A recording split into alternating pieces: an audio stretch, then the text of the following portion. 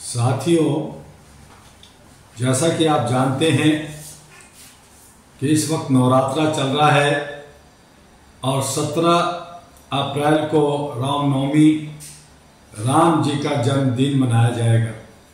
वैसे तो 22 जनवरी 2024 को उनकी प्राण प्रतिष्ठा हो गई है, लेकिन प्रतिवर्ष 9 दिन का व्रत रखकर उनकी जन्म नवरात्रा मनाया जाता है। अब 17 अप्रैल 2024 को वो दिन आ रहा है। सद्भावना का, शांति का और राम जी के आदर्शों पे चलने का एक सबक मिलता है लोगों को। इससे पहले 1 महीने का रमजान रोजा रखा गया, ईद धूमधाम से मनाई गई। कहते हैं कि 1 महीना शैतान को कैद कर दिया जाता है, कहीं भी किसी तरह का कोई गलत काम नहीं होता। चोर उचक्के मुसलमान बच्चे भी जो गलत हरकतें करते हैं वो भी बड़े शांत रहते हैं और इबादत के साथ साथ अपने व्यापार में भी कोई ठगी या तौल में कोई कमी नहीं करते। ज़कात फितरा देते हैं, लोगों से प्यार से बात करते हैं। लेकिन ईद मनाई जाती है खुशियों के साथ। ईद खत्म होता है, शैतान छोड़ दिया जाता है और फिर 1 महीने की इबादत को मिट्टी में मिला दिया जाता है। लोग वही शैतानी, वही चोरी डकैती, पॉकेटमारी, झूठ बोलना, व्यापार में कम तौलना, ये सारे हरकतें शुरू हो जाते हैं। 1 महीने की इबादत और 11 महीने की गलत हरकतें। ऐसे ही कमोबेश जितने भी धर्म मानने वाले लोग हैं, चाहे वो हिंदू हों, मुसलमान, सिख हों, ईसाई, जब त्यौहार आता है अपना आदर्श दिखाते हैं। जब त्यौहार गुजर जाता है फिर वो पुराने ढर्रे पे आ जाते हैं।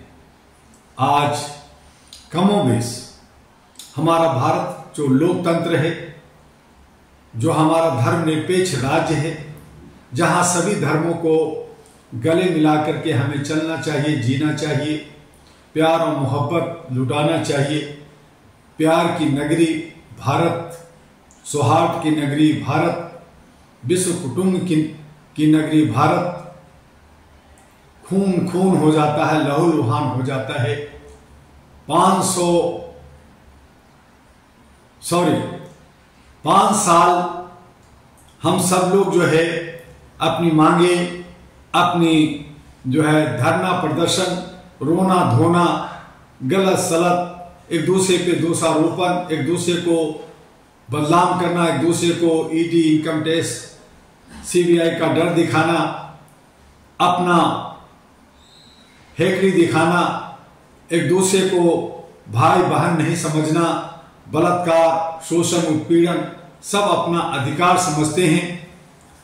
और जब उन्हें इन तमाम चीजों को बदलने का वक्त आता है, इन्हें रोकने का वक्त आता है, जब लोकतंत्र का पर्व आता है 5 सालों में एक बार, तो वो उस दिन मुर्गा, मछली, पैसा, शराब में मदमस्त हो जाते हैं और अपना करोड़ों अरबों रुपए का कीमत का जो मत होता है, गुप्त मत होता है, वो बेजा करते हैं, उसको बर्बाद कर देते हैं और गुंडे, बदमाश, ममालियों के हाथों में बिक जाते हैं और पुनः वो 5 साल अपनी गुलामी में जीने के लिए मजबूर हो जाते हैं और फिर कहते हैं कि हाय मेरे साथ अन्याय हो रहा है।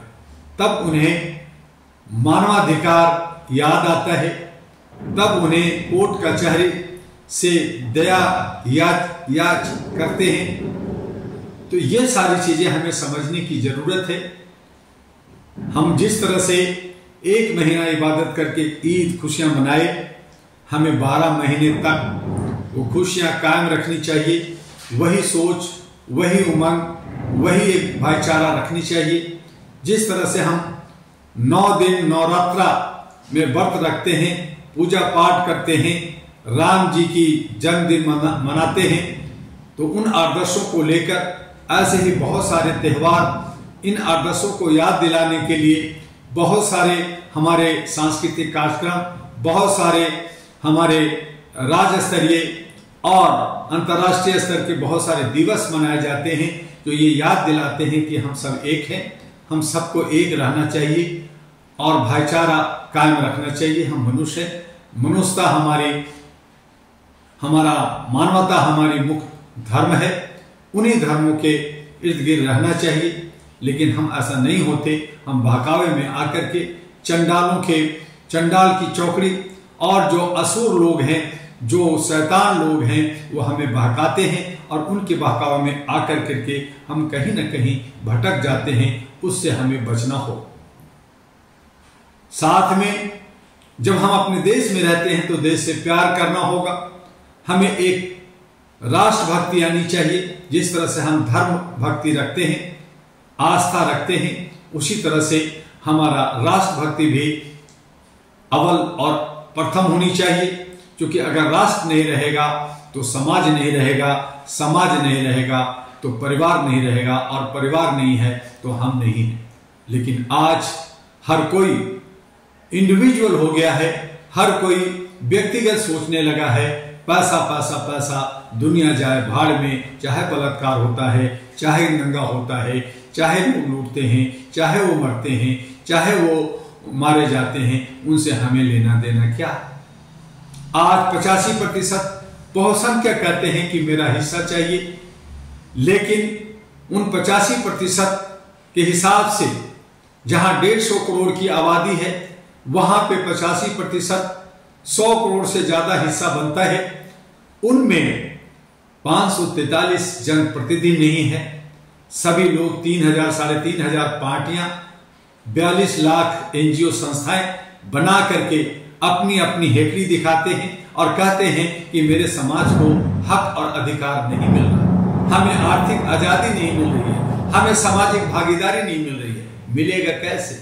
जब आप टुकड़े टुकड़े रहोगे, आप छिन्न बिछिन्न रहोगे, अपने 5 जो ये मुट्ठी है उंगलियां तोड़ करके छोटे छोटे टुकड़ों में बटे रहोगे, तो आप का ताकत कहां रहेगा?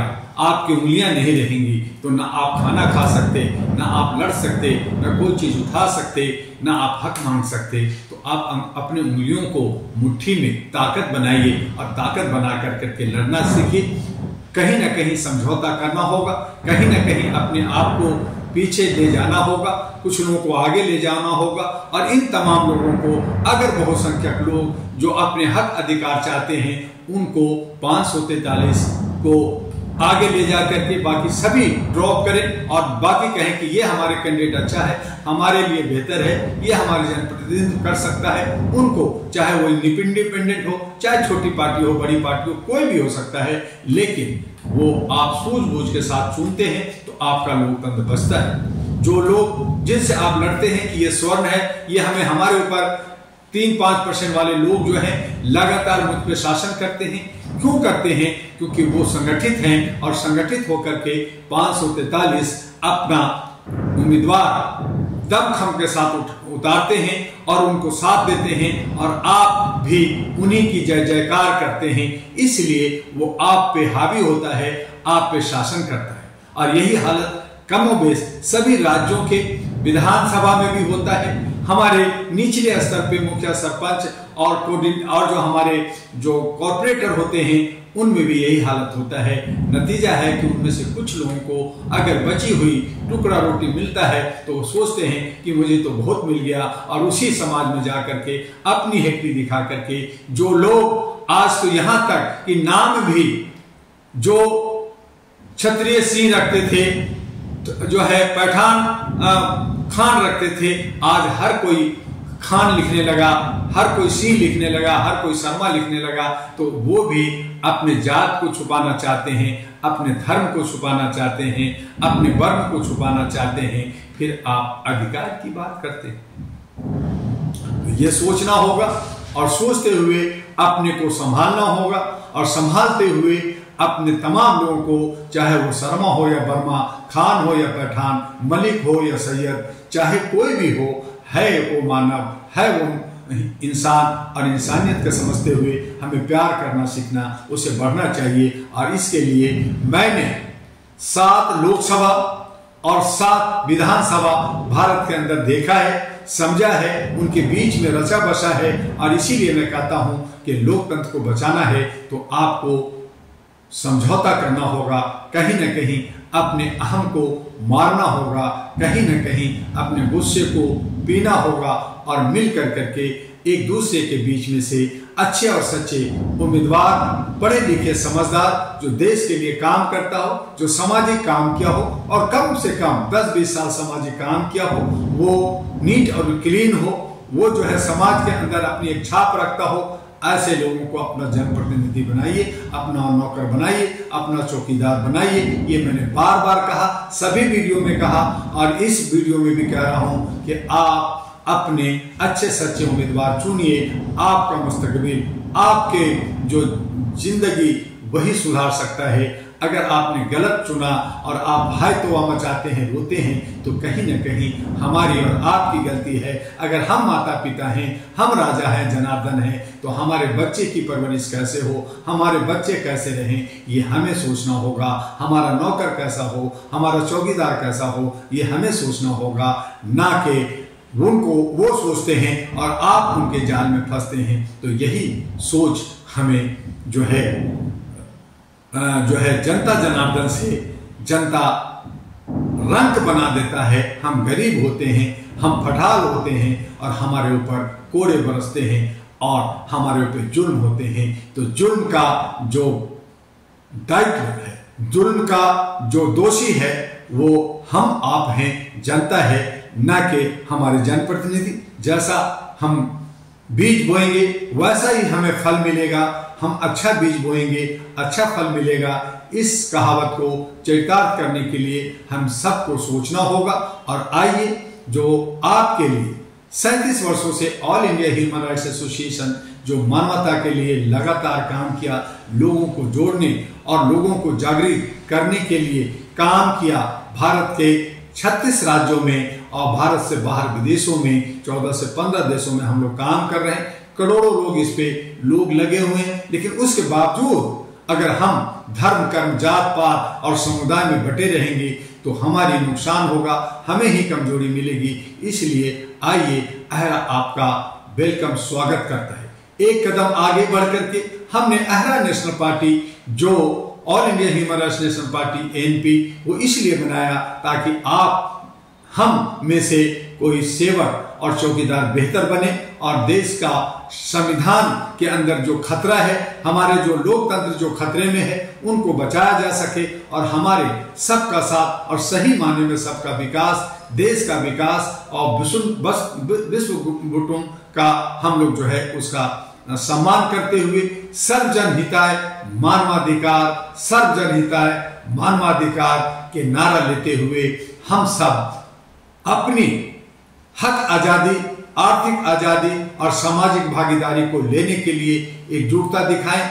आज बस इतना ही, फिर हम मिलेंगे आपसे। रोज हम आपसे रूबरू हो रहे हैं, और इसका जो वीडियो हम भेजते हैं उसको सब्सक्राइब कीजिए, फॉरवर्ड कीजिए, साथियों में ज्यादा से ज्यादा उनको देखने और दिखाने की बात कीजिए। आपको नई नई चीजें, और आप अपना जो है हमें अपना ओपिनियन भी दीजिए, सलाह भी दीजिए कि हमें क्या करना चाहिए, कैसे चलना चाहिए, और इस तरह से हम सब एक दिखाते आगे बढ़ेंगे। बस आज इतना ही, कल फिर मिलेंगे। आपका डॉक्टर दुआ, all India human rights association और अहरा नेशनल पार्टी का राष्ट्रीय अध्यक्ष। जो लोग अभी भी उम्मीदवार बनना चाहते हैं, कहीं लोकसभा का, विधानसभा का, और उन्हें कहीं टिकट नहीं मिल रहा, और वो अच्छे सच्चे लोग हैं, तो उनका स्वागत है।